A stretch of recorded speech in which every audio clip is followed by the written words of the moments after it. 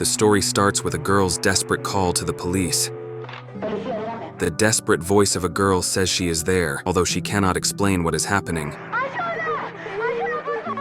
She gives her address, Gerardo Nunez 8, and the police dispatch a patrol. When the officers enter the house, they find it in shambles and follow a trail of blood. The officers report that it involves 4 siblings with 2 upstairs, and they are paralyzed upon entering one of the rooms from which screams are coming. Thursday, June 12th, 1991. 3 days earlier, Veronica wakes up to the crowing of a rooster and goes to wake her sisters, twins Irene and Lucia, and her younger brother, little Antonito, who wakes up soaked with pee. While Irene showers, she starts the washing machine and asks Lucia to make breakfast. She enters her mother's room to try to find some negatives her sisters need to take to school to view an eclipse. Her mother, although asleep, hears her and says she had to close at 2 because of a birthday party and is exhausted. The 4 siblings then leave for school. In class, while they are learning about the eclipse, her friend Rosa sends her a paper ball, asking about something she signals is in her backpack. The teacher, a nun, explains that in primitive cultures, they believe the eclipse was a good time to perform any type of sacrifices before taking them to the rooftop to see the eclipse. Veronica and Rosa are delayed, and the latter says they have to wait for Diana, the repeater, who she told about their plan and who joined them, saying she's a nice girl and that her boyfriend died in a motorcycle accident, and believes what they're going to do works better with an odd number, despite Veronica's objections. Taking advantage of the fact that both students and teachers are on the rooftop and no one is watching, they go down to the school basement. They are nervous, with Diana warning that just because someone is dead doesn't mean they know everything. Rosa says they need a personal item of the person they want to contact, and Veronica has brought a photo of her father, although Diana says she didn't bring anything of Manolo. They set up a Ouija board with the photo, and each place their index finger on the glass, then close their eyes to contact before asking if there is anyone there with them.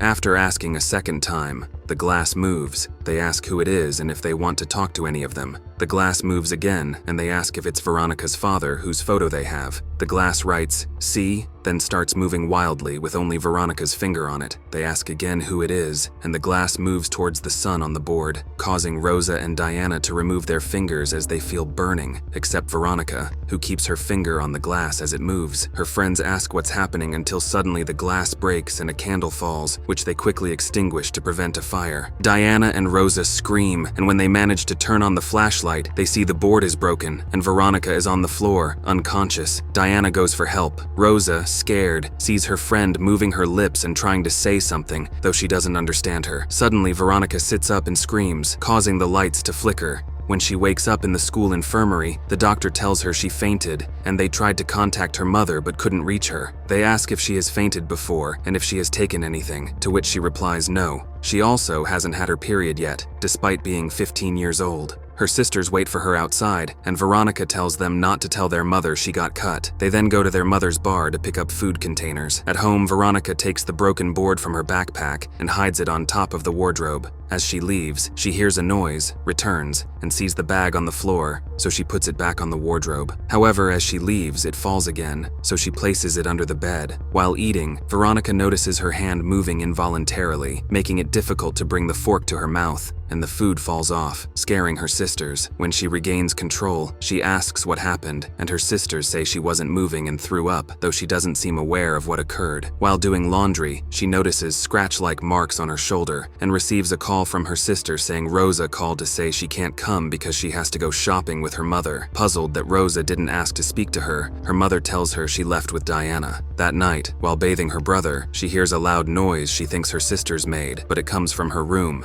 and the twins are in the opposite room. She goes to her room and sees the light flickering. Her brother, whom she left in the bathroom, screams, and her room door slams shut, trapping her inside. She screams. When she manages to get out while the boy screams, she sees a lot of smoke coming from the bathroom. She rescues the boy, who is burned, but assures her he didn't touch the faucet. She says she shouldn't have set the water so hot, but the boy insists it wasn't her. After dinner, while washing dishes, she feels drawn to a glass and touches it, causing the TV to turn on with a commercial whose song Antonio sang in the bathroom. At bedtime, she takes the bag from under the bed and puts it in the wardrobe, then puts on her headphones to listen to music. She also turns on the flashlight and points it at the ceiling, decorated with the moon and stars. Despite the headphones, she wakes up to a noise. The wardrobe door, with a mirror, opens. She gets up with the flashlight and opens the other door, finding the twins scared inside. When she asks what what they are doing there, she hears a male voice calling her, seeing her naked father approaching her, repeatedly saying her name while other hands hold her down on the bed, preventing her from moving, and she feels like she is choking. She wakes up feeling anxious and suffocating. Friday, June 13th, 1991, 8:29. She realizes the boy is there and tells her he wet the bed. She notices the alarm didn't go off and they are late, so they rush to school, arriving just before the doors close. In class, she looks at Rosa, but she seems to ignore her. She sees Rosa prepare a paper ball to communicate, but this time it's for Diana. Veronica asks to go to the bathroom, but instead goes to the attic where they were the previous day and retrieves her father's photo. She hears someone talking. It's a blind nun who tells her she used to teach language and literature. Veronica tells her they call her Sister Death, and she says she knows and likes it because it sounds better than Sister Narcissa. The nun asks what she has in her hand, and Veronica asks how she knows she has something, leaving her father's photo. The nun tells her that what they did there is very dangerous. Veronica defends herself, saying she just wanted to talk to her father. The nun tells her it's not about who she wants to talk to, but who she talks to, and tells her she must protect her siblings. Veronica asks from what. Sister Death approaches the wall in front of her and starts asking them not to move. Veronica tells her she's alone, but the nun says she's not, that someone responded to her call and is now walking with her. The nun begins speaking in another language and then, wielding her crucifix, asks the shadows in the name of Jesus Christ to leave the body that is not theirs, blowing smoke from her cigarette over Veronica and smelling her. The bell rings, and as she leaves, she tells Veronica to run and see if she can escape. Outside, she sees Rosa and Diana talking to a guy on a motorcycle. When she asks Rosa who he is, Rosa says, Felipe, a classmate of her cousin. Veronica asks if Rosa is mad at her and Rosa says no, then asks if Rosa also felt something with the Ouija board.